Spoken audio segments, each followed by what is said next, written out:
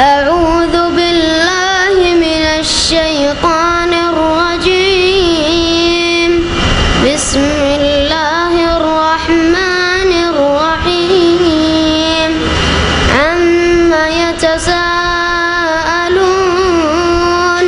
عن النبأ العظيم الذي هم فيه مختلفون كلا سيعلمون ثم كلا سيعلمون ألم نجعل الأرض مهادا والجبال أوتادا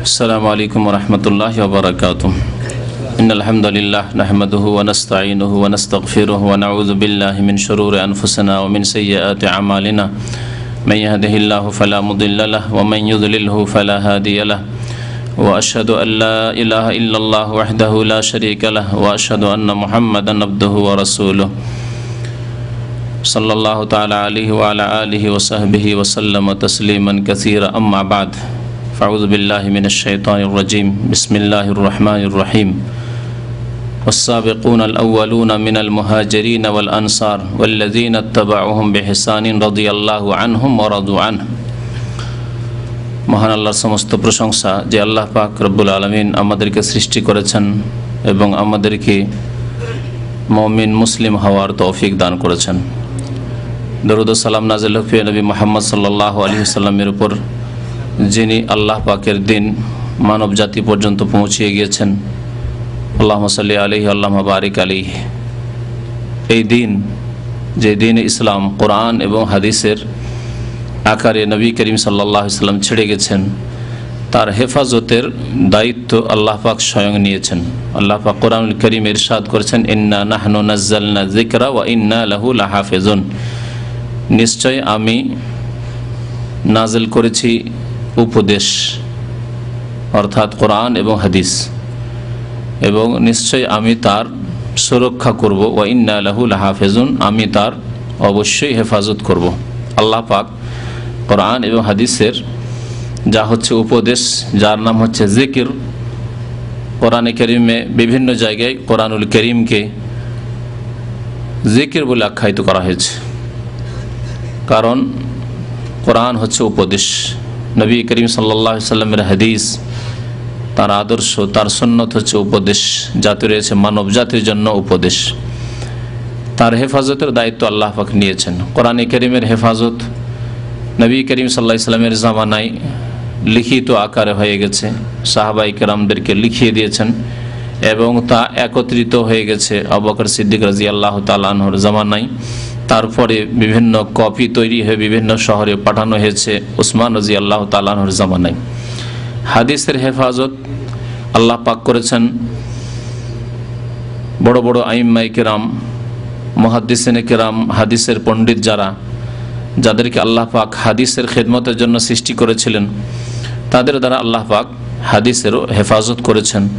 জাল থেকে, জয়ীফ থেকে, বিভিন্ন রকমের যে সহি হাদিসের মধ্যে সংমিশ্রণ ঘটেছে, দুর্বল হাদিসের, ভিত্তিহীন বাতিল পন্থীদের বাতিল মন গড়া কথাবার্তার, সেগুলি থেকে হেফাজতের জন্য বহু মুহাদ্দিসিনদেরকে, হাদিসের পণ্ডিতদেরকে আল্লাহ পাক সৃষ্টি করেছেন এ উম্মতে। তাদের শিরোমণি হচ্ছেন আমিরুল মুমিনিন ইমাম বুখারী রহমতুল্লাহি আলাইহি, যাকে আল্লাহ সৃষ্টি করেছিলেন এই হাদিসের খেদমতের জন্য, যার সংকলিত হাদিসের কিতাব সহিহ আল বুখারী সবচাইতে সহি বিশুদ্ধ হাদিস, এবং এই উম্মতের সমস্ত আইম্মায়ে কেরাম, উলামায়ে কেরাম, ফুকাহায়ে কেরাম সবার ঐক্যমত রয়েছে। হানাফি, শাফেঈ, মালিকি, হাম্বলি সমস্ত মাযহাবের উলামায়ে কেরামদের ইজমা রয়েছে যে কোরআনুল কারীম আল্লাহর কিতাব, তারপরে স্থান হচ্ছে ইমাম বুখারী রহমতুল্লাহি আলাইহির সংকলিত সহি কিতাব সহি আল বুখারী। এই ইমাম বুখারী রহমতুল্লাহ আলাইহির জীবনী সম্পর্কে, তার কিতাব সম্পর্কে বিস্তারিত আলোচনার জন্য বড় বড় কিতাব লেখা হয়েছে। ইমাম হাফিজ বিন হাজার রহমতুল্লাহ আলাইহি একটি কিতাবই লিখেছেন ইমাম বুখারী রহমতুল্লাহ আলাইহির জীবনী সংক্ষেপে এবং তার সাথে তার কিতাবের পরিচিতি। তার কিতাবে সহিহ আল বুখারীর মানুষকে পরিচয় দানের জন্য একটি কিতাব লিখেছেন, যে কিতাব কয়েকশো পৃষ্ঠায় রয়েছে, যে কিতাবের নাম হচ্ছে হাদিউস সারি। হাদিউস সারি অপর নাম হচ্ছে এই কিতাবের ফথুল বারীর ভূমিকা, মোকদ্দমা তো ফাথিল বারী। সহিহ বুখারীর যে তিনি ভাষ্য লিখেছেন শারহা ফথুল বারী, 12 খণ্ডে রয়েছে, 12 খণ্ডে বুখারী শরীফের ভাষ্য রয়েছে। ওই 12 খণ্ড ভাষ্যের একটি ভূমিকা রয়েছে। আমরা ভূমিকা লিখি বা অনেকে বই পড়ি, 2-4 পাতার নয় ভূমিকা হয়, 1 পাতা 2 পাতা 3 পাতা 4 পাতার ভূমিকা হয়। হাফিজ ইবনে হাজার রহমতুল্লাহ আলাইহি ইমাম বুখারী রহমতুল্লাহ আলাইহির কিতাবের যে ভাষ্য লিখেছেন তার ভূমিকায় হচ্ছে 1 খণ্ড, প্রায় কাছাকাছি 500 পৃষ্ঠার, যে কিতাবের নাম হচ্ছে, ভূমিকার নামই হচ্ছে হাদিউস সারি। তো এই কিতাবে বিস্তারিত তার কিতাবের পরিচিতি, তার জীবনী পাওয়া যাবে। এছাড়া বহু কিতাব লেখা হয়েছে ইমাম বুখারী রহমতুল্লাহ আলাইহির জীবনীর ওপর এবং তার কিতাবের পরিচয় দানের ক্ষেত্রে।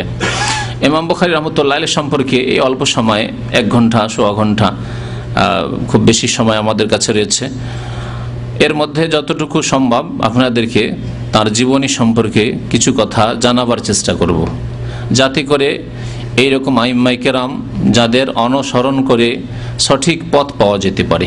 রাসূলুল্লাহ সাল্লাল্লাহু আলাইহি সাল্লামের ইত্তেবার পরে, রাসূলুল্লাহ সাল্লাল্লাহু আলাইহি সাল্লামের ইত্তেবা অনুসরণ বিনা শর্তে হইতে হবে, কোনো রকমের শর্ত নেই।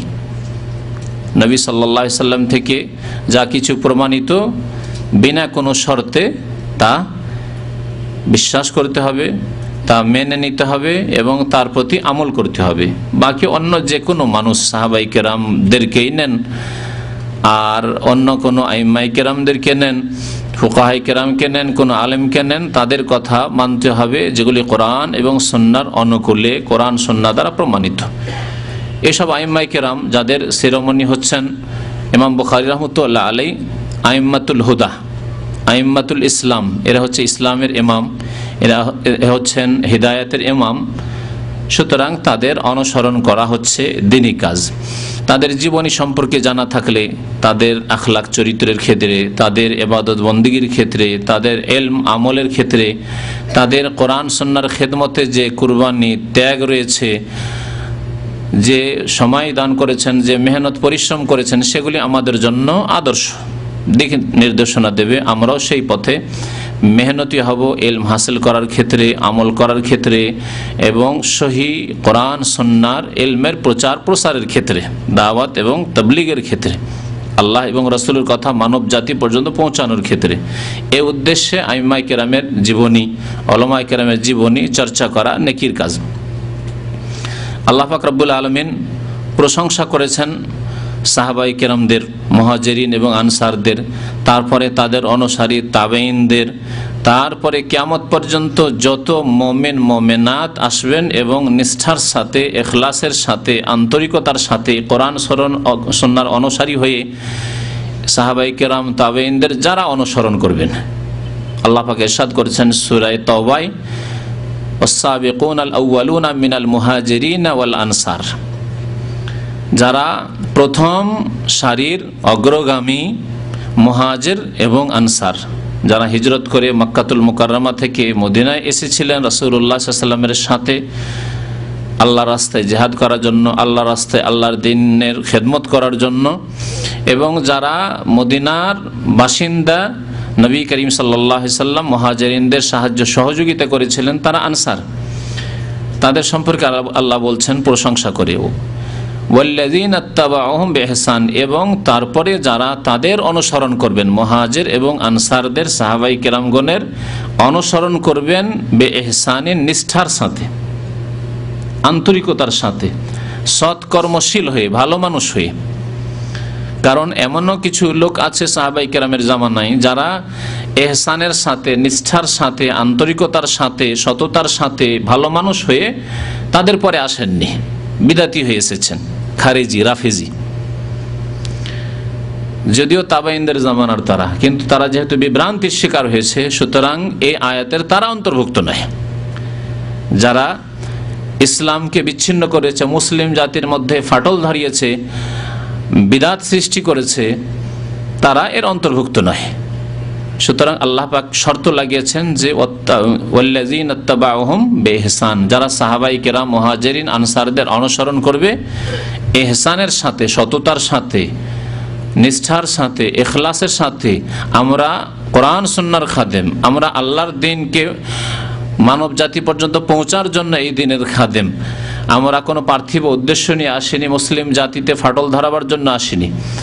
এইভাবে যারা ইখলাসের সাথে কাজ করেছে, আল্লাহ পাক তাদের সম্পর্কে বলছেন। সাহাবায়ে কেরামের পরে যারা নিষ্ঠার সাথে অনুসরণ করেছেন, এরা শুধু তাবেঈন নয়, তাবেঈনরা প্রথম যুগের, তারপরে কিয়ামত পর্যন্ত যারাই অনুসরণ করে এই পথ ধরবে তাদের সম্পর্কে আল্লাহ বলছেন রাদিয়াল্লাহু আনহুম ওয়া রাযু আনহু, আল্লাহ তাদের উপর সন্তুষ্ট হয়ে যাবেন বা হয়ে গিয়েছেন, এবং আল্লাহর উপরও তারা সন্তুষ্ট হয়ে যাবে, তাবেঈনরা। এবং কিয়ামত পর্যন্ত যারাই ইখলাসের সাথে, আন্তরিকতার সাথে সাহাবায়ে কেরামগণের অনুসরণ করবেন, তাদের অন্তর্ভুক্ত হচ্ছেন আইম্মায়ে কেরাম, মুহাদ্দিসিনে কেরাম, ফুকাহায়ে কেরাম। আর তাদের শীর্ষস্থানীয় হচ্ছেন ইমাম বুখারী রহমতুল্লাহি আলাইহি, যার জীবনের কিছু অংশ আপনাদের সামনে তুলে ধরব। ইমাম বুখারী রহমতুল্লাহি আলাইহির নাম পরিচিতি, তার নাম খুব প্রসিদ্ধ নাম, রাসূলুল্লাহ সাল্লাল্লাহু আলাইহি সাল্লামের নাম কি? মুহাম্মদ। তার পিতার নাম হচ্ছে ইসমাইল, তার উপনাম কুনিয়ত হচ্ছে আবু আব্দুল্লাহ, আবু আব্দুল্লাহ। তার উপাধি, লাকাব, উপাধি হচ্ছে আমিরুল মুমিনিন ফিল হাদিস, হাদিস বিষয়ে তিনি আমিরুল মুমিনিন, অর্থাৎ সমস্ত মুহাদ্দিসিনদের মধ্যে, হাদিসের পণ্ডিতদের মধ্যে তিনি হচ্ছেন আমিরুল মুমিনিন, তাদের নেতা, যেন তাদের আমির। তার বংশ পরিচয় সংক্ষেপে, তার নাম মুহাম্মদ, পিতার নাম ইসমাইল, ইসমাইলের পিতার নাম হচ্ছে ইব্রাহিম, অর্থাৎ ইমাম বুখারী রহমতুল্লাহ আলাইহির দাদার নাম হচ্ছে ইব্রাহিম, আর ইব্রাহিমের পিতার নাম হচ্ছে মুগীরা, মুগীরার পিতার নাম হচ্ছে বারদেজবাহ আল বুখারী আল জৌফি। এই বারদেজবাহ মজুসি ছিল, অগ্নিপূজক। এদের মাতৃভাষা ফার্সি ভাষা ছিল। পারস্য দেশের লোক, তখনকার বিশাল পারস্য সাম্রাজ্য দূর দূর পর্যন্ত ছড়িয়েছিল, ইরাক থেকে শুরু করে ইরাক, ইরান, আফগানিস্তান, বেলুচিস্তান, তা উজবেকিস্তান, আজারবাইজান, এসব এলাকাকে শামিল ছিল। ইমাম বুখারী রহমতুল্লাহ আলাইহিকে বুখারী বলা হয়। বুখারা একটি শহর, এখনও সেই শহর মওজুদ আছে উজবেকিস্তানের। উজবেকিস্তান যে সোভিয়েত ইউনিয়নের যে ছোট ছোট যে প্রজাতন্ত্রগুলি ছিল, সে প্রজাতন্ত্রের একটি প্রজাতন্ত্র যা স্বাধীন হয়েছে পরে, ইসলামিক প্রজাতন্ত্র বলা হয় উজবেকিস্তান। এই উজবেকিস্তানের একটি বড় শহর হচ্ছে বুখারা শহর। এই বুখারা শহরের বাসিন্দা ছিলেন ইমাম বুখারী রহমতুল্লাহি আলাইহি, সেই জন্য তাকে বুখারী বলা হয়। সারা বিশ্বের মানুষ ইমাম বুখারী বলেই জানে এই শহরের নামে, নাম হয়তো অধিকাংশ মানুষই বা অধিকাংশ মুসলিমরা জানে না। তো বারদেজবাহ মজুসি ছিল, এবং ওই মজুসি অবস্থায়, অগ্নিপূজক অবস্থায়, কুফরির অবস্থায় সে মারা যায়। তার ছেলে মুগীরা, এই মুগীরা প্রথম ইসলাম কবুল করেন, অর্থাৎ ইমাম বুখারী রহমতুল্লাহ আলাইহির দাদার পিতা, না দাদার পিতা, মুহাম্মদ বিন ইসমাইল বিন ইব্রাহিম বিন মুগীরা, মুহাম্মদ বিন ইসমাইল বিন ইব্রাহিম ইবনে আল মুগীরা, এই মুগীরা তিনি ইসলাম কবুল করেন। ইমাম বুখারী রহমতুল্লাহ আলাইহিকে বুখারী তাহলে এই জন্য বলা হয় যে তিনি বুখারা শহরে জন্মগ্রহণ করেছিলেন। জন্মগ্রহণ কোনো শহরে করলে সেই শহরের সাথে সম্পৃক্ত করা হয়, অথবা জন্মগ্রহণ না করেও যদি কোনো শহরে, হয়তো জন্ম হয়েছে অন্য কোনো এলাকায়, কিন্তু দীর্ঘদিন সেখানে থেকেছে। মুহাদ্দিসিন কেরামদের ভাষায় ইমাম ইবনুস সালাহ রহমতুল্লাহ আলাইহি উসুলে হাদিসের কিতাবে তিনি বলেছেন, তার কিতাব যে রয়েছে এই ক্ষেত্রে মুস্তালাহুল হাদিসের কিতাব, তাতে তিনি উলুমুল হাদিস, তাতে তিনি বলেছেন যে কোনো ব্যক্তি যদি কোনো শহরে 4 বছর অবস্থান করে তাহলে সেই শহরের সাথে সে নিজেকে সম্পৃক্ত করতে পারে, বলতে পারে যে আমি অমুক শহরের বাসিন্দা। যেমন মক্কায় কেউ যদি 4 বছর থাকে তাহলে মাক্কি বলতে পারে।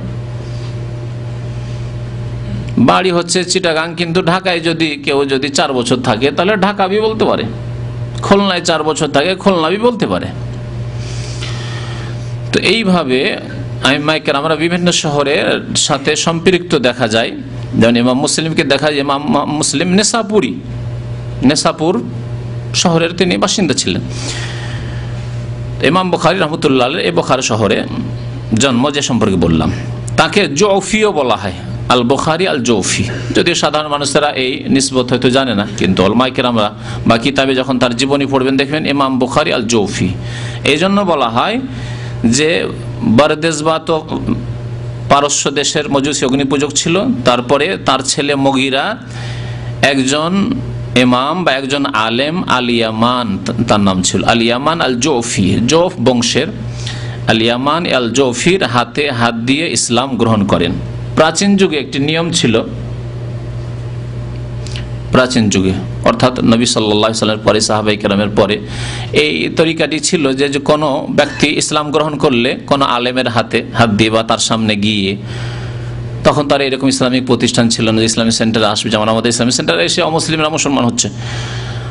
তো কোন আলেমের কাছে গিয়ে বা কোন ইমাম সাহেবের কাছে গিয়ে, কোন গণ্যমান্য ব্যক্তির কাছে গিয়ে তার হাতে হাত দিয়ে, ধার্মিক দিনদার লোক তার হাতে হাত দিয়ে মুসলমান হলো একজন মুসলিম। যখন মুসলমান হইতো তখন নিজেকে সম্পৃক্ত করত ওই আলেম বা ওই ইমাম বা যার হাতে মুসলমান হয়েছেন, দিনদার ব্যক্তি, ধার্মিক ব্যক্তি, তার বংশের সাথে নিজেকে সম্পৃক্ত করতেন। তো ইমাম বুখারী রাহমাতুল্লাহ আলাইহির দাদার আব্বা মুগীরা মুসলিম হয়েছিলেন, ইসলাম গ্রহণ করেছিলেন ইয়ামান আল জৌফির হাতে, এজন্য তাকে জৌফিও বলা হয়। পরবর্তীকালে এই প্রচলনটি আর থাকেনি যে আজকাল কারো হাতে ইসলাম গ্রহণ করলে ওই বংশের সাথে সম্পৃক্ত হবে, এরকম নিয়মটি আর নেই, উঠে গেছে। ইমাম বুখারী রাহমাতুল্লাহ আলাইহির জন্ম কখন?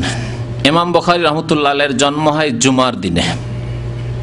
জুমার দিনে জন্ম, জুমার নামাজের পরে শাওয়াল মাসের 13 তারিখ, শাওয়াল মাসের 13 তারিখে। হিজরি সন হচ্ছে 194 হিজরি। 194 হিজরিতে ইমামে বুখারী রাহমাতুল্লাহ আলাইহির জন্ম হয়। তার পিতা ইসমাইল একজন সাধারণ আলেম ছিলেন বলা যেতে পারে আজকালকার ভাষায়, কারণ তার জীবনী ইমাম ইবনে হিব্বান রাহমাতুল্লাহ আলাইহি তার কিতাব আস-সিকাতে উল্লেখ করেছেন। কিতাবুস সিকাত, কিতাবুস সিকাতের বিষয়বস্তু হচ্ছে যে সব বর্ণনাকারীরা হাদিস বর্ণনা করতেন তাদের জীবনী তাতে উল্লেখ করেছেন। তাহলে যেই ব্যক্তি হাদিস বর্ণনা করছে নিশ্চয় তার দ্বীনের ইলম ছিল, একজন কমপক্ষে সাধারণ আলেম ছিলেন, খুব বড় আলেম না হইল। তো ইমাম ইসমাইল, ইমাম বুখারী রাহমাতুল্লাহ আলাইহির পিতা ইসমাইল, তিনি একজন আলেম ছিলেন এবং অত্যন্ত পরেশগার মানুষ ছিলেন, দিনদার মানুষ ছিলেন, হালাল খেতেন, সন্দেহ থেকে বেঁচে থাকতেন। আর এর প্রভাব পড়ে, বাবা মা যদি সৎ হয়, নেক মানুষ হয়, তো ছেলে মেয়েদের উপর তার ভালো প্রভাব পড়ে। এইরকমই এর উল্টোটাও মনে রাখবেন যে বাবা মা যদি আবার হারাম খাওয়া লোক হয়, গুনাহগার লোক হয়, পাপী লোক হয়, মুত্তাকি পরহেজগার না হয়, তো ছেলে মেয়েদের উপর তার খুব প্রভাব পড়ে। তার বাস্তব প্রমাণ ইমাম বুখারী রাহমাতুল্লাহ আলাইহির জীবনীতে দেখতে পাবেন। একটি উক্তি যখন উল্লেখ করব তখন বুঝতে পারবেন। ইমাম বুখারী রাহমাতুল্লাহ আলাইহির জন্মের কিছুদিন পরেই, ছোট্ট ছিলেন, নাবালক অবস্থায় তার পিতার ইন্তেকাল হয়ে যায়।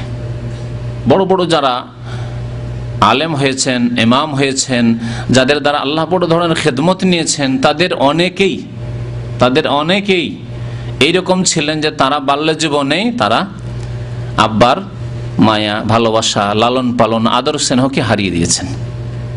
আল্লাহ পাক তাদেরকে ইয়েতিম করে মানুষ করেছেন। এর মাধ্যমে আল্লাহ পাক রব্বুল আলামিন তার কুদরতে কামেলা, তার যে মহাশক্তি, তিনি তা দেখিয়েছেন।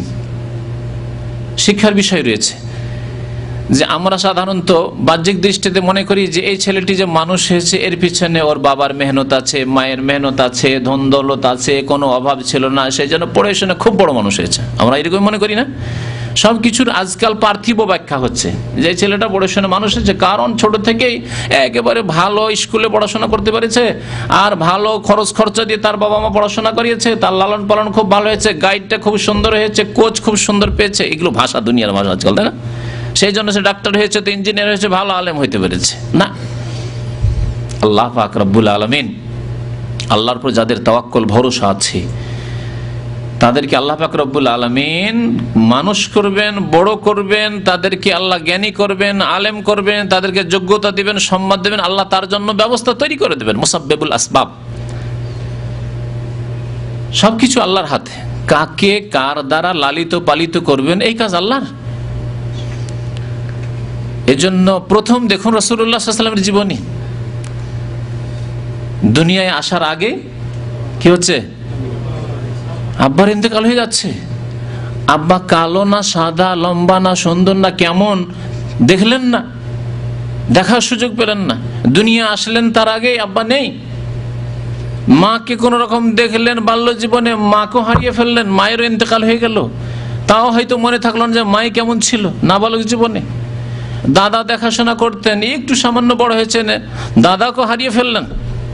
আল্লাহ পাক আবার তৈরি করে দিলেন, কাকে দিয়ে লালিত পালিত করবেন? আবু তালেব চাচাকে তৈরি করে দিলেন। আল্লাহ পাক রব্বুল আলামিন এমন করে তৈরি করলেন যে কোনো মাদ্রাসায়, কোনো প্রতিষ্ঠানে, কোনো ওস্তাদের সামনে আলিফ বা তাসা, আলিফ জারা, নুজান্না এইসব শিখা, এইসব কিছুই শিখেননি, যাতে করে এই কথা না বলতে পারে যখন রাসূলুল্লাহ সাল্লাল্লাহু আলাইহি ওয়াসাল্লাম নবী আসলেন, আরে আমি তাকে শিখিয়ে মানুষ করেছি। দুনিয়ায় বলার কেউ নেই, তাই না? আছে? আমাদেরকে বলার আছে। আমাদেরকে মক্তব্য যারা কায়দাও পড়িয়েছে, আলিফ বা তাসা যাদের কাছে পড়েছি, আর যাদের কাছে আমাদের ফার্সি প্রাথমিক কিতাবগুলি পড়েছি, মিজান পড়েছি, তারাও এখনো অনেকে বেঁচে আছেন, অনেকে ইন্তেকাল করেছেন রহমতুল্লাহ আলাইহিম। তো তাদের অবদানের কথা তারা উল্লেখ করতে পারেন যে যতই বড় হোক এদেরকে আমরা পড়ে মানুষ করেছি, এরা আমার ছাত্র, এদের কাছ থেকে, এরা আমাদের কাছ থেকে শিখেছে, বলার মতো অনেকে আছে না? কিন্তু রাসূলুল্লাহ সাল্লাল্লাহু আলাইহি ওয়াসাল্লামের উপর আল্লাহর ছাড়া আর কারো যেন ইহসানের কথা না থাকে, আল্লাহ ছাড়া আর কারো অবদানের কথা কেউ বলতে না পারে যে আমার অবদানে তো মানুষ হয়েছে, এত বড় মানুষ হয়েছে। সেই জন্য আল্লাহ পাক রব্বুল আলামিন বাবা নেই, মা নেই, কোনো ওস্তাদ নেই, কোনো জায়গায় কিছু শিখে নেই, নিরক্ষর হয়ে আল্লাহ পাক এই বড় গুণ বলে কোরআনে কারিমে উল্লেখ করেছেন, আন-নবী আল উম্মি, নিরক্ষর, যার কাছে অক্ষরের কোনো জ্ঞান ছিল না, আলিফ বা তাসা শিখেননি, তাকে আল্লাহ পাক রব্বুল এত শ্রেষ্ঠ মানুষ, মহামানব তৈরি করলেন যে সারা বিশ্বের সবচেয়ে বড় মুআল্লিম, বড় ওস্তাদ তিনি সাল্লাল্লাহু আলাইহি ওয়াসাল্লাম।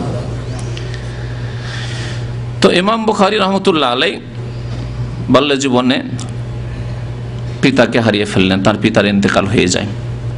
তার আম্মা বড়ই দিনদার, পরহেজগার, আল্লাহ ওয়ালি রমণী ছিলেন, লালন পালন করা শুরু করলেন। স্বামী থেকে যে সামান্য কিছু টাকা পয়সা পেয়েছিলেন, যা পেয়েছিলেন তা তার পড়াশোনাতে সমস্ত খরচ করে দিলেন।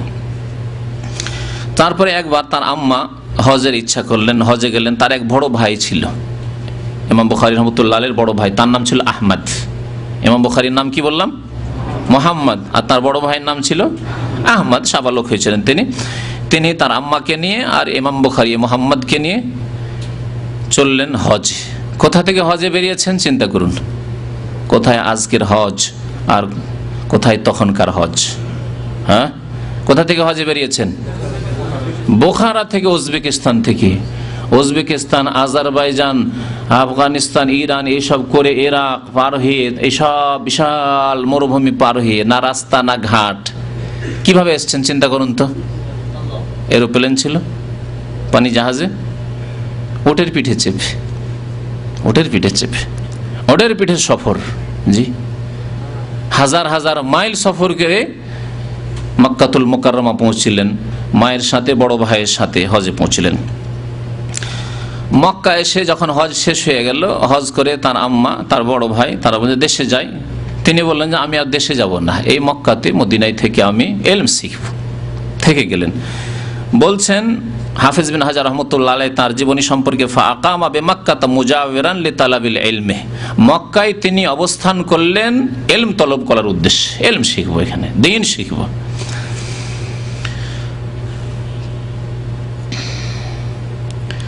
ইমাম বুখারী রাহমাতুল্লাহ আলাইহি বাল্য জীবনের একটি ঘটনাও তার জীবনে উল্লেখ করা হয়েছে।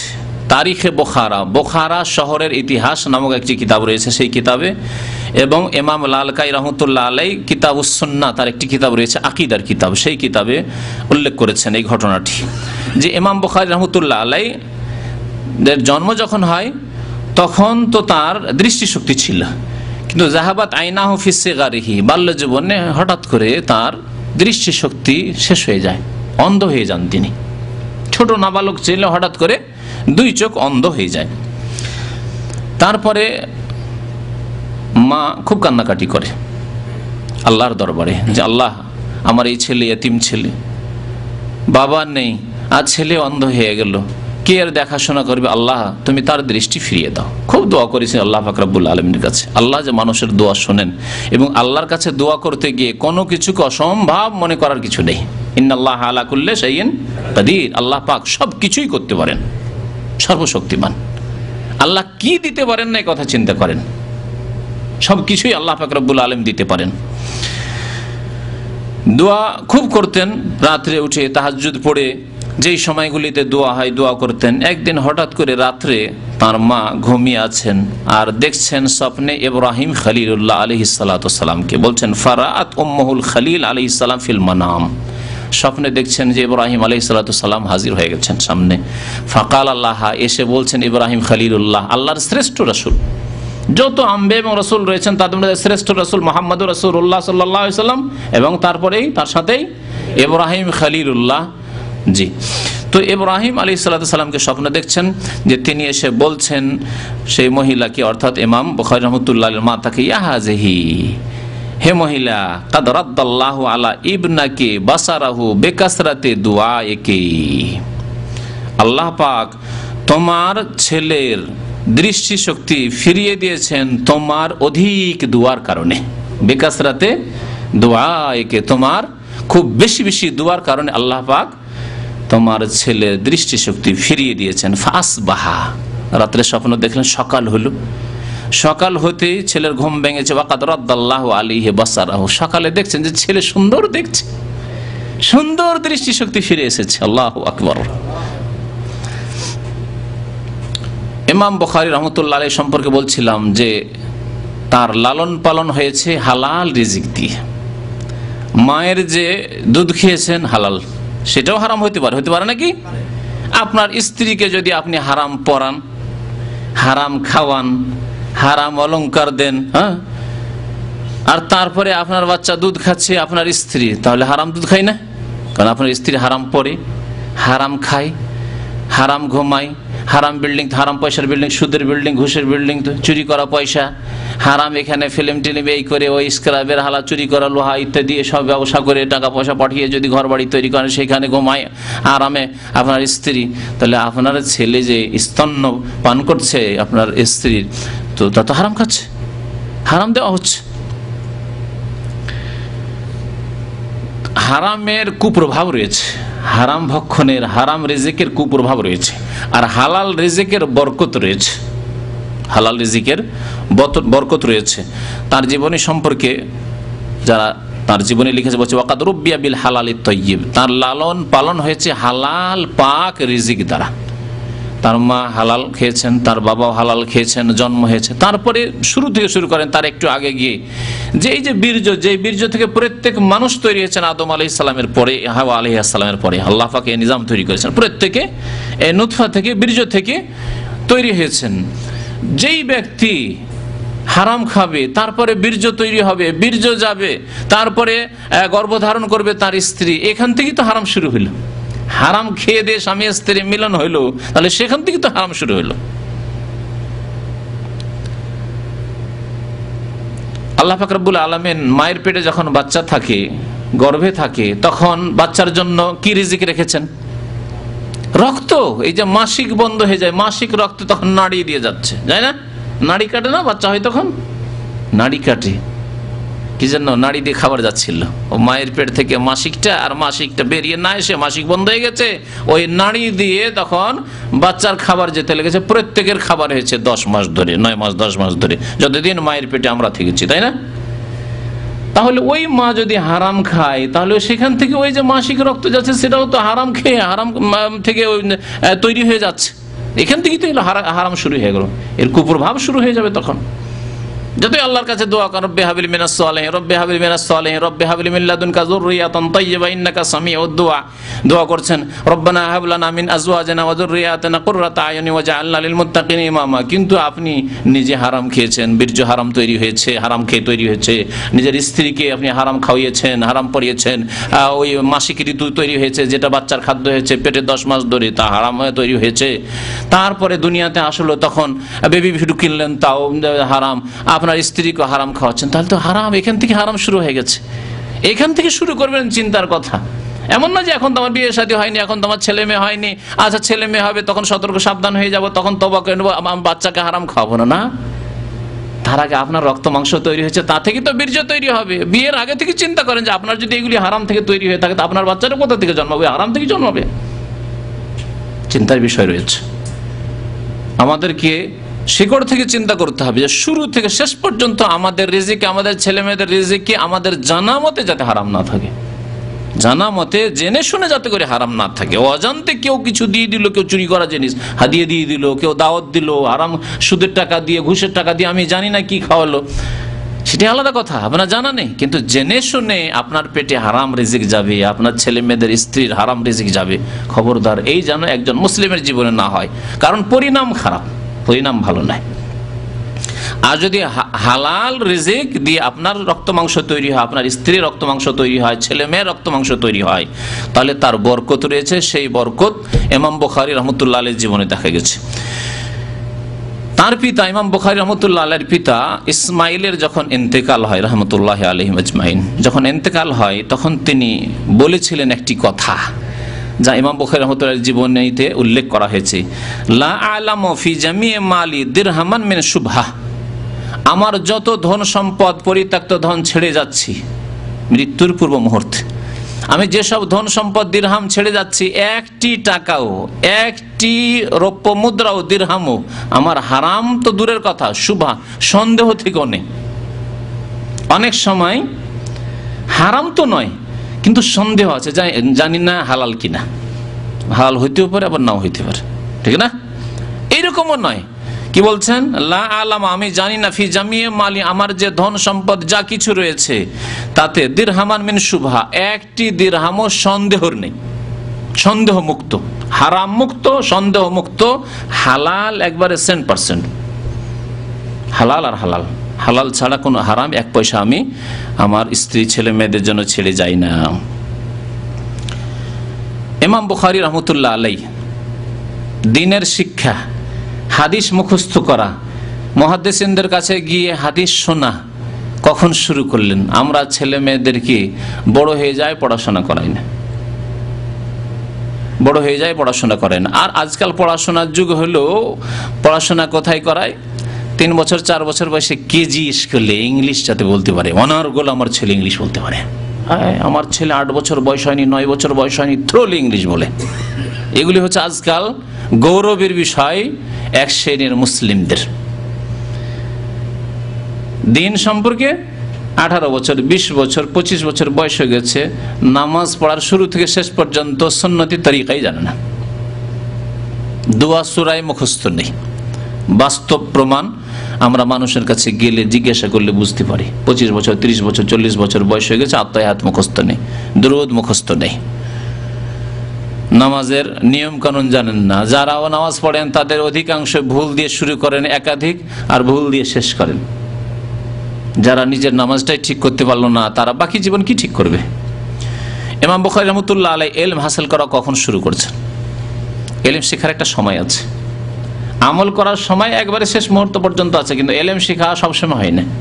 দেখেন আজকাল যে ভাইরা এখানে আছেন, 25 বছর, 30 বছর, 40 বছর বয়স হয়ে গেছে, অনেকে অত্যন্ত আগ্রহী, বারবার মুখস্থ করেছেন, ভুলে যাচ্ছেন, ঠিক না? মুখস্থ করতেই পারেন না প্রথম কথা, আর কোন রকম মুখস্থ করলে 1 দিন 2 দিন হয় না, আবার ব্রেন থেকে নেমে গেছে, আউট হয়ে গেছে। কিন্তু ছোটকালের মুখস্থ কোনোদিন ভুলার নাই। যে ইমামের পেছনে শুনে শুনে যেসব সূরা আয়াত মুখস্থ হয়েছে তা আজ পর্যন্ত ভুলিনি, কিন্তু বড় হে সাবালকে যেসব মুখস্থ করেছি, আল্লাহ হেফাজত করে, কত কি যে ভুলে যাচ্ছি, তাই না? তো তো ইমাম বুখারী রাহমাতুল্লাহ আলাইহি ইলম হাসিল করা শুরু করেছে। বাদা হিফজাল হাদিস ওয়া কানা উমরুহু 10 সিনিন, 10 বছর বয়সে হাদিস মুখস্থ করা শুরু করেছেন। কোরআন মুখস্থ নয়, কোরআন তার আগেই মুখস্থ হয়ে গেছে। কোরআনের হাফেজ 10 বছরের আগেই হয়ে গেছেন, 10 বছর বয়সে এখন হাদিস হেফজ করা শুরু করেছেন। আর আমাদের দেশে দেওবন্দি মাদ্রাসা, বেরেলভি মাদ্রাসা, কওমি মাদ্রাসা, আলিয়া মাদ্রাসা, অবস্থা শুনবেন, অবস্থা হাদিস কখন পড়ায়?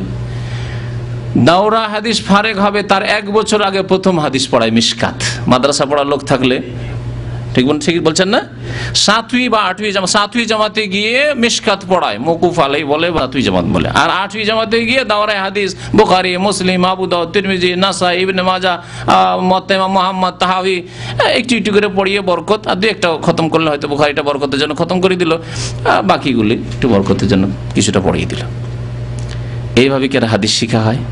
একটা ছেলে সারা জীবন ধরে নাহু পড়লো, সারফ পড়লো, গ্রামার পড়লো, বালাগাত পড়লো, আপনার উসুলে ফিকহ পড়লো, ফিকহ পড়ে পড়ে মগজ ভর্তি হয়ে গেছে, মাসলা মাসাইল কে কি বলেছে না বলেছে সব পড়ে মগজ ভর্তি হয়ে গেছে।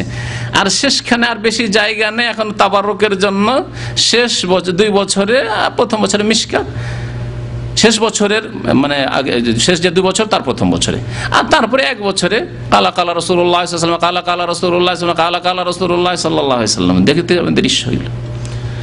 তারপরে ওস্তাদগুলি যারা বুখারী মুসলিম ওই বড় হাদিস পড়ায়, অধিকাংশ বয়স্ক বসে থাকে শুধু। এরকম নয় যে আমার মতো অনর্গল বক্তি আছে, না, বসে আছে। আর ছাত্র পড়তেই আছে। যদি ছাত্র কোনো জায়গায় থামলো, জিজ্ঞাসা করলো, তাহলে ভালো কথা, আর না হলে প্রায় তাড়াতাড়ি শেষ করতে হবে। পড়েই যাচ্ছে। যে ক্লাসে রিডিং করে পড়ে সে ভালো ছেলে হয়। সে যদি থামলো, মানে সে যদি বুঝতে না পারে বা ইচ্ছা করে একটু বুঝতে অনেক সময় পারেও না, তারপরেও জিজ্ঞাসা করে না। যদি জিজ্ঞাসা করে তাহলে একটু থামলো, কিছু বললো, আর না হলে বাকিগুলোতে কিছুই বুঝে না, শুধু বসে থাকে, তাবারুক হাসিল করতে থাকে।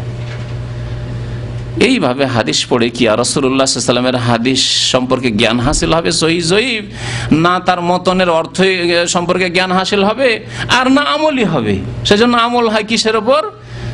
অমুক ইমাম সাহেব এই বলেছেন, অমুক এই বলেছেন, অমুক মাসলা এই রয়েছে, বাকি হাদিসে কি রয়েছে সব বরকতের জন্য পড়া হয়েছে, আমলের জন্য নয়। ইমাম বুখারী রাহমাতুল্লাহ 10 বছর বয়সে হাদিস শুরু করেছেন মুখস্থ করা, যাতে হাদিস দিয়ে মগজ ভর্তি হয়। তাই আল্লাহ পাক তাদের মগজকে হাদিস দিয়ে ভর্তি করেছেন। আর যারা অন্য কিছুর পিছনে ছুটেছে, হাদিসের পিছনে ছুটেনি, তাদেরকে হাদিসের আল্লাহ ইয়াতিম করে দিয়েছেন।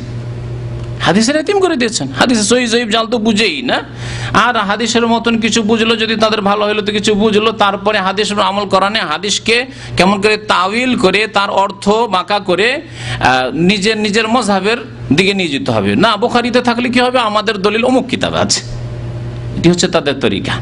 বুখারী মুসলিমে আছে, কিন্তু ওটা আমাদের মযহাবে না, আমাদের মযহাবের দলিল আছে ওই তাহাবিতে আছে, ও মুওয়াত্তা মুহাম্মাদে আছে, ওই ইবনে মাজাহতে আছে, না হয় দারাকুতনিতে আছে, না হয় বাইহাকিতে আছে।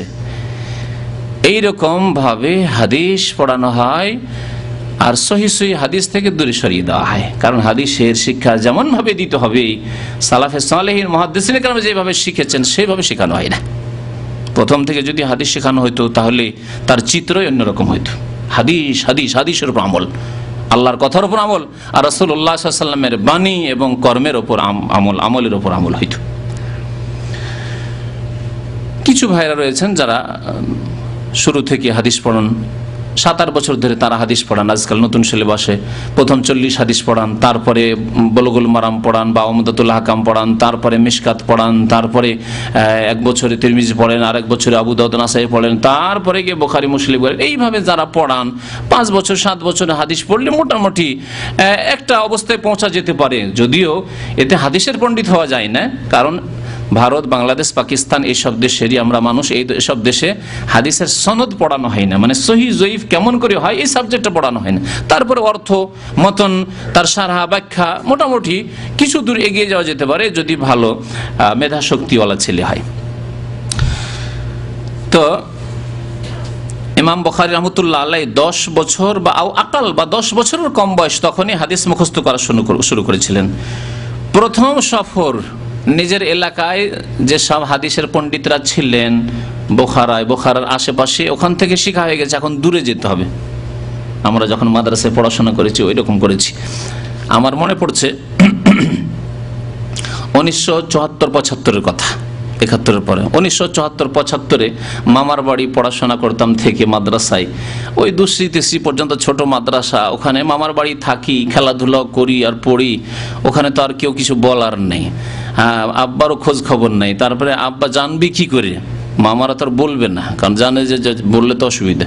তো ওখানে থেকে কোন রকম খেলাধুলা করে পড়লাম। তারপরে যেতে হবে, বয়স তখন 12 বছর 13 বছর, সাহস হয় না বিদেশে যাওয়ার। এখন লজিং খেতে হবে আর অপরের বাড়ি মাদ্রাসার বোর্ডিংয়ে থাকতে হবে, ওখানে কেউ চেনার পরিচয় নেই। 12-13 বছর বয়সে বড়ই চিন্তার বিষয়, কেমন করে যাব। কিন্তু যেতে বাধ্য হইলাম। এখন এখানকার পড়া শেষ, যেতে হবে।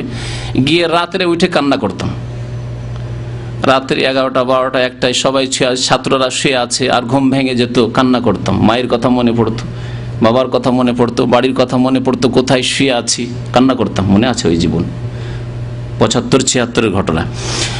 তো বিদেশে না গেলে কোরআন এবং হাদিসের শিক্ষা হয় না, বাড়িতে থেকে শিক্ষা হবে না। আপনার এমন গ্রামে বাড়ি, সেখানে হয়তো বড় মাদ্রাসা ইসলামিক প্রতিষ্ঠান নেই, সহি শিক্ষা নেই, ভেজালা শিক্ষা রয়েছে। তাহলে সহি শিক্ষার জন্য দূরে সফর করতে হবে। ইমাম বুখারী রাহমাতুল্লাহ আলাইহি 210 হিজরিতে প্রথম সফর শুরু করলেন দূর দূরান্তের হাদিস তলব করার জন্য, হাদিস শিখার জন্য। তখনকার যুগে মাদ্রাসায় বসে হাদিস শিখা হতো না, আজকালকার জামানার মতো না যে একটা মাদ্রাসায় চলে গেছি, ক্লাস হচ্ছে, 6টা 7টা 8টা সাবজেক্ট আছে, বিভিন্ন ওস্তাদ আছে, পড়াচ্ছেন, একই জায়গায় বসে আরামে খাচ্ছি, জাগিরে খাচ্ছি, লজিংয়ে অথবা বোর্ডিংয়ে খাচ্ছি। না, এরকম ছিল না। কিরকম নিয়ম ছিল তাহলে? শুনতে পেলেন যে বাগদাদে বা বাসরাতে বা কুফাতে, শামে, দামেস্কে, এইরকম বিভিন্ন শহরে, সানআতে, ইয়ামানে, অমুক অমুক শহরে 2-1 মুহাদ্দিস আছেন যারা হাদিস বর্ণনা করেন। আর তাদের বাড়িতে বাড়িতে গিয়ে বা মসজিদে গিয়ে উঠতে হবে, তাদের সাথে সাক্ষাৎ করতে হবে, কলম নিয়ে আর কালির দত নিয়ে। আজকালকার জামানার কলম না, কালির দতওয়ালা কলম দেখেছেন না, ডুবিয়ে ডুবিয়ে লেখা। হ্যাঁ, লিখেছি, আমরাও লিখি ছোট কালে। কালির দতে ডুবাবেন আর লিখবেন, কঞ্চির কলম, এইসব নিয়ে প্রস্তুত। আর কাগজ নিয়ে, যদি কাগজের যুগ থাকে তাহলে। কাগজের যুগ না হলে হারুন রশিদ রহমতুল্লাহ আলাইহি বাদশার জামানায় মনে হয় প্রথম কাগজ হয়েছে, তার আগে কাগজ ছিল না। হ্যাঁ, পাতায়, পাথরে, হ্যাঁ, এইভাবে বিভিন্ন কিছুতে, গাছের ছালে, বাকলে, এসব লেখা হইতো। চামড়ায় লেখা হইতো। নবী করিম সাল্লাল্লাহু আলাইহি ওয়াসাল্লামের অনেক চিঠি, পাণ্ডুলিপি চামড়ায় রয়েছে। চামড়াকে শোধন করে, পাক করে, তাতে শুকিয়ে, তাতে লেখা হইতো। তো এইভাবে কত কষ্ট করে তারা হাদিস লিখেছেন। এবং মাদ্রাসায় নেই, মসজিদে গিয়েছেন, যে অমুক মসজিদে নামাজ পড়েন একজন মুহাদ্দিস বা হাদিসের বর্ণনাকারী, ওখানে গিয়েছেন, তার কাছ থেকে হাদিস লিখেছেন। এইভাবে তিনি সফর শুরু করেছেন। 210 হিজরিতে দূর দূরান্তের সফর শুরু করেছেন। জন্ম কত সালে বললাম? 194, 210-এ, তাহলে 16 বছর বয়সে দূর দূরান্তের সফর। কোথায়? উজবেকিস্তানে বাড়ি, সফর করে চলে এসেছেন বাগদাদ। হ্যাঁ, 2000, 3000, 4000 কিলোমিটার দূরে শাম দেশে চলে গেছেন, চলে এসেছেন মক্কা মদিনা সফর করে। ইমাম বুখারী রাহমাতুল্লাহ আলাইহি তার সফর সম্পর্কে সংক্ষেপে আমি উল্লেখ করেছি। বলছেন, দাখালতু শাম, আমি হাদিসের ইলম হাসিল করার জন্য শাম দেশে দাখিল হইলাম। শাম দেশ মানে তখনকার শাম দেশ, এখনকার শাম দেশ যেটাকে সিরিয়া বলছে। তখনকার শাম দেশ শুধু সিরিয়া নয়, তখনকার শাম দেশ বৃহৎ শাম দেশ। যেমন রোম, আপনার পারস্য সাম্রাজ্য খুব বড় বিশাল ছিল, ওইরকমই শাম দেশ মানে তখনকার যুগে জর্ডন, আজকালকার ফিলিস্তিন, শাম, মানে সিরিয়া, লেবানন, সবগুলি দেশ তাতে সামিল। শাম দেশে দাখিল হইলাম মানে শাম দেশের মধ্যে দামেস্ক হইতে পারে, ফিলিস্তিনে বাইতুল মুকাদ্দাসে হইতে পারে, উর্দুনের যে আম্মান রয়েছে সেখানেও হইতে পারে, বিভিন্ন এলাকায় যেখানে যেখানে শুনেছেন যে ওখানে হাদিসের বর্ণনাকারীরা আছেন, তাদের কাছ থেকে হাদিস পাওয়া যেতে পারে। সফর করেছেন শাম দেশের। বলছেন, আমি সফর করলাম শাম দেশ, মিশর চলে গেলেন। ওয়াল জাজিরা অর্থাৎ মক্কা মদিনার এলাকা, জাজিরা আরব সফর করেছেন। মাররাতাইন, 2বার করে আমি ইলম হাসিল করার জন্য সফর করেছি, একবার নয়। কোথায়? বুখারা থেকে বেরিয়ে একবার সফর করেছেন, হাদিস তলব করেছেন, আবার ফিরে গেছেন, আবার আম্মার সাথে দেখা করেছেন, আবার ফিরে এসেছেন দ্বিতীয়বার, এইভাবে। ওয়াইল আল বাসরা 4 মাররাত, বাসরা পর্যন্ত 4বার করে আমি সফর করেছি। বাসরা কোথায়? ইরাকে। 4বার করে সফর করেছেন। সুদূর উজবেকিস্তান থেকে। ওয়া আকামতু বিল হিজাজ সিত্তা সানাওয়াত, আর হেজাজ মক্কা মদিনার এলাকায় আমি 6 বছর দীর্ঘ সময় ধরে ইলম হাসিল করেছি। আমরা 4 বছর মদিনা পড়াশোনা করে মনে করি যে কত পড়াশোনা করেছি। হ্যাঁ, অনেকে সারা জীবনে টোটাল পড়াশোনা কওমি মাদ্রাসায় 8 বছর করেছেন, তারপর আর ইলম শিখতেই চান না, আর কিছু শিখার প্রয়োজনই মনে করেন না। অথচ তাওহীদ কি কত প্রকার হয়তো জানেন, কেন আল্লাহ জানে, কারণ এই শিক্ষা মাদ্রাসা হয় না। আমি তো সেই মাদ্রাসায় 2 বার করে ফারিগ হয়ে এসেছি। তাওহীদ কত প্রকার তা ওখানে শিখিনি, এখানে শিখা হয়েছে। শিরক কত প্রকার, কুফরি কত প্রকার, নেফাক মুনাফিকি কত প্রকার, এগুলো হচ্ছে আকীদার বিষয়। ঈমানের স্তম্ভগুলির ব্যাখ্যা, ইসলামের স্তম্ভের ব্যাখ্যা ওইভাবে পড়ানো হয় না যেইভাবে পড়লে আকীদা মজবুত হবে, ঈমান মজবুত হবে, যেইভাবে পড়াশোনা করলে আপনার ইসলামের ভিত মজবুত হবে। কেউ আপনাকে শিরক বিদআতে নিয়ে যেতে পারবে না। শিরক বিদআত কেন করছে? মাদ্রাসায় পড়াশোনা করার পরে শিরক বিদআত করছে, কারণ ভিত মজবুত নয়। পড়াশোনা হয়েছে কিন্তু ভিত মজবুত নয়, তখন গাছ দুর্বল, একটু ঝড় বাতাসে এদিক সেদিক হয়ে যাচ্ছে।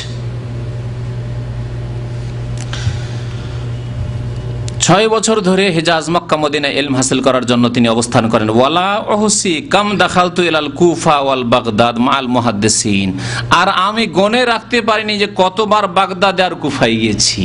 অসংখ্যবার বাগদাদ কুফা গিয়েছি মুহাদ্দিসিনদের সাথে, কারণ সেই যুগে বাগদাদ ছিল ইলমের রাজধানী, বিদ্যার রাজধানী। আব্বাসী খেলাফতের জামানা ছিল, আর সেই সময় বিশাল যে মুসলিম খেলাফত, আব্বাসী খেলাফত, এই বিশাল খেলাফতের রাজধানী ছিল বাগদাদ। এই বাগদাদে বড় বড় মুহাদ্দিসিনরা থাকতেন, সেখানে মুহাদ্দিসিনদের সাথে বা মুহাদ্দিসিনরা সেখানে যেতেন, তখন তাদের সাথ ধরে নিতাম ইলম হাসিল করার জন্য। বাল্যজীবন থেকে তিনি হাদিস মুখস্থ করতেন আর মুহাদ্দিসিনদের সাথে ঘোরাফেরা করতেন, মুহাদ্দিসিনদের পেছনে পেছনে থাকতেন ইলম হাসিল করার জন্য। একবারের ঘটনা, তার সাথী সঙ্গীদের সাথে, এমনিতে অভাবী ছেলে, গরিবের ছেলে ছিলেন, এতিম ছেলে, তো তিনি হাদিস শোনার জন্য ওস্তাদের কাছে, মুহাদ্দিসের কাছে হাজির হইতেন খালি হাতে। কলম নেই, খাতা নেই, লেখার কোনো ব্যবস্থা নেই, আর অন্য অন্যরা হাদিস শুনছে, লিখছে। তাহলে সাথী সঙ্গীরা কি করতে পারে চিন্তা করুন দেখি, ঠাট্টা মজাক করবে না? সাথী সঙ্গী সবাই লিখছে, কলম আছে, খাতা আছে, সবাই নোট করছে যে আমরা শুনছি আর নোট করছি, কারণ ভুলে যেতে পারি, এদিক সেদিক হতে পারে, নোট করছি আমরা। আর তুমি কি কাজে আসছো? খাতা নেই, কলম নেই, কিছু নেই, বসে থাকো। তুমি কি করবে? তুমি যাবে এখান থেকে, আবার ভুলে যাবে, শোনা না শোনা সমান হয়ে যাবে তোমার। তো সাথী সঙ্গীরা ঠাট্টা মজাক করতো সবাই তাকে নিয়ে। কাজ আছে, খামাখাতে এসে বসে থাকো, আবার চলে যাও, কিছু লিখো না, কিছুই করো না, ঠাট্টা মজাক করে। একদিন তিনি বললেন যে তোমরা খুব আমাকে ঠাট্টা মজাক করে বিরক্ত করলে, নিয়ে আসো তোমাদের খাতা, কি কি লিখেছো তোমরা। সাথীদেরকে বলছেন, সব সাথী, বড় বড় সাথী সব, তিনি সবচেয়ে বয়সে ছোট, যে নিয়ে আসো তোমরা খাতাতে কত কি লিখেছো। ওস্তাদের কাছে যা লেখা হয়েছে, শত শত হাদিস লেখা হয়েছে, যে খাতা ধরো আর আমি পড়ছি। এই যতদিন তোমরা আমার সাথে শিখলে, যতগুলি হাদিস তোমরা মুখস্থ, কিছু মুখস্থ করেছো, কিছু লিখে রেখেছো, তোমরা খাতা ধরো, তোমাদের মুখস্থ থেকে নয়, খাতা ধরো কি কি লিখে রেখেছো, আর আমি পড়ে শোনাচ্ছি। আর শুধু হাদিসের মতন নয়, আজকালকার যুগের হাদিস মুখস্থ আমাদের মানে কি, যাদেরই মুখস্থ আছে অধিকাংশ তো মুখস্থই নেই। হাদিসে শুধু বাংলা তর্জমা করেন আর উর্দু তর্জমা করেন, বক্তারা করেন না। আরবি হাদিস পড়ার মতো ক্ষমতা আজকাল আলেম বক্তা খুব পাওয়াই মুশকিল। তারপরে যারাও পড়েন তারা সনদ মুখস্থ নেই। কি মুখস্থ আছে? কালা রাসূলুল্লাহ সাল্লাল্লাহু আলাইহি ওয়াসাল্লাম বুনিয়াল ইসলামু আলা খামসিন, শাহাদাতি আল্লা ইলাহা ইল্লাল্লাহ, হ্যাঁ, কালা রাসূলুল্লাহ সাল্লাল্লাহু আলাইহি ওয়াসাল্লাম ইন্নামাল আমালু বিন্নিয়াত, তাই না? কালা রাসূলুল্লাহ সাল্লাল্লাহু আলাইহি ওয়াসাল্লাম আল মুসলিমু মান সালামা আল মুসলিমুনা মিন লিসানিহি ওয়া ইয়াদিহি, কালা রাসূলুল্লাহ সাল্লাল্লাহু আলাইহি ওয়াসাল্লাম থেকে শুরু করলাম মতন, মানে হাদিসের যেটি বিষয়বস্তু। আর হাদিসের সিলসিলা সনদ, প্রথম কথা এর বর্ণনাকারী কে, যে হাদিস 3টি হাদিস বললাম, বর্ণনাকারী কে যদি জিজ্ঞাসা করা হয় মহা মুশকিল। সাহাবী বর্ণনাকারী, তারপর এর নামই শুধু সনদ না, সাহাবী থেকে শুনলেন কোন তাবেঈ, কয়জন তাবেঈ, আবার তাবেঈ থেকে কে বর্ণনা করেছেন, অন্য ছোট তাবেঈ না তাবা তাবেঈ, তাবা তাবেঈ থেকে কে বর্ণনা করেছেন, তারপর ইমাম বুখারী পর্যন্ত এই হাদিস কি করে পৌঁছিল, বা ইমাম মুসলিম পর্যন্ত কি করে পৌঁছিল, সিলসিলা সনদ, সূত্র পরস্পর। ইমাম বুখারী তো সরাসরি আল্লাহ নবীর কাছে শুনেনি, আর সাহাবীর কাছেও শুনেনি, সেই জামানা পাননি, 194 পরে জন্ম, হিজরতের 194 বছর পরে, তার মানে রাসূলুল্লাহ সাল্লাল্লাহু আলাইহি ওয়াসাল্লামের ইন্তেকালের 184 বছরে, 184 আল্লাহ নবী সাল্লাল্লাহু আলাইহি ওয়াসাল্লামের ইন্তেকালের 184 বছর পরে তার জন্মই হচ্ছে। তাহলে এই যে 184 বছর ধরে হাদিসটা কার মুখ থেকে এইভাবে ইমাম বুখারী পর্যন্ত পৌঁছলো, এর নাম হচ্ছে সনদ।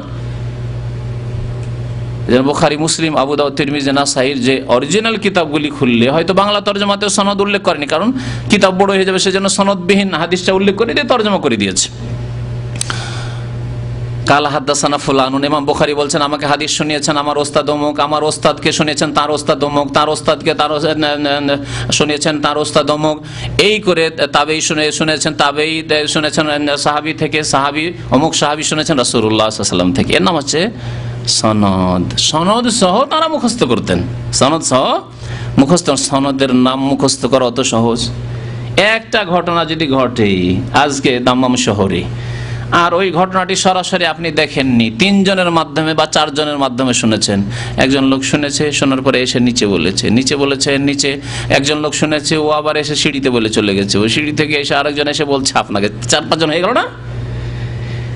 তারপরে যদি আপনাকে জিজ্ঞাসা করা যায় আচ্ছা ঘটনাটা কেমন করে জানলে, যে মারামারি হয়েছে বা একটা কোনো ঘটনা ঘটেছে বা এখানে ধরাধরি হয়েছে, কোনো অপরাধ করছিল ধরেছে, যে কোনো একটা ঘটনা হোক না কেন, কিন্তু কয়েক মাধ্যম দিয়ে আপনার কাছে খবরটি আসলো, যদি আপনাকে জিজ্ঞাসা করি যে আপনি কার মুখে শুনলেন, তখন প্রথমখানি বলবেন যে হ্যাঁ একটা লোক বলে গেল, জানি না, লোকটিকে চিনি না।